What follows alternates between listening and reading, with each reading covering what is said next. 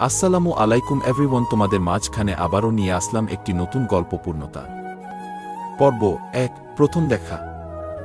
বরগুনার একটি ছোট শহরে অবস্থিত আলোর পথ উচ্চ বিদ্যালয়। স্কুলটি খুব বিখ্যাত না হলেও শিক্ষার্থীদের কাছে ছিল অনেক প্রিয়।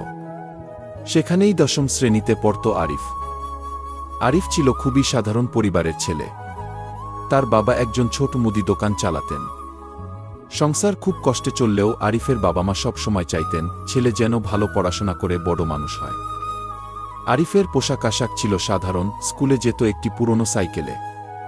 কিন্তু তার একটি জিনিস ছিল অসাধারণ, তার স্বপ্ন। অন্যদিকে একই স্কুলে নতুন ভর্তি হল মেহরিন। মেহরিনের বাবা ছিলেন একজন বড় ব্যবসায়ী। শহরের সবচেয়ে সুন্দর বাড়িগুলোর একটি ছিল তাদের।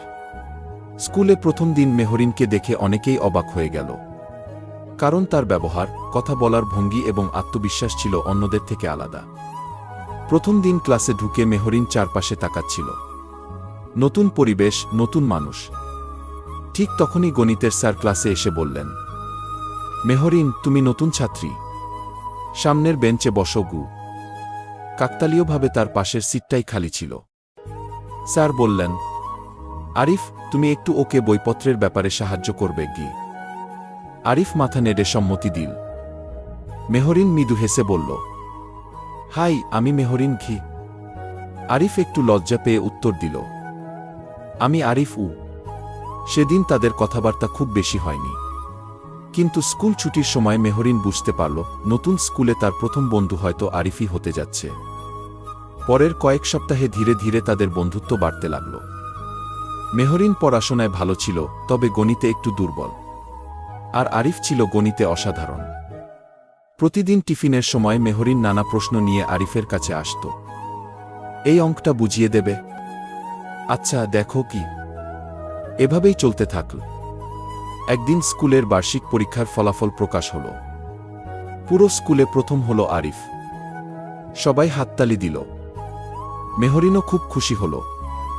সে দৌড়ে এসে বলল, অভিনন্দন, তুমি সত্যি অসাধারণ ঘি। আরিফ হেসে বলল, ধন্যবাদ ঘি।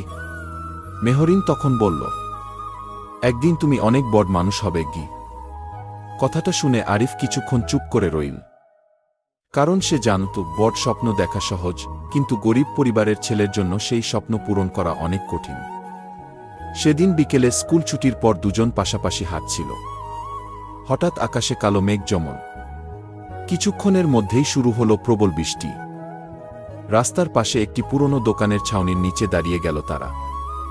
চারদিকে শুধু বৃষ্টির শব্দ। কয়েক মুহূর্ত নীরব থাকার পর মেহরিন বলল, তুমি কি কখনো শহরের বাইরে কোথাও ঘুরতে গেছ? আরিফ মৃদু হেসে বলল, না, সংসারের অবস্থা তো জানোই গি। মেহরিন চুপ করে গেল।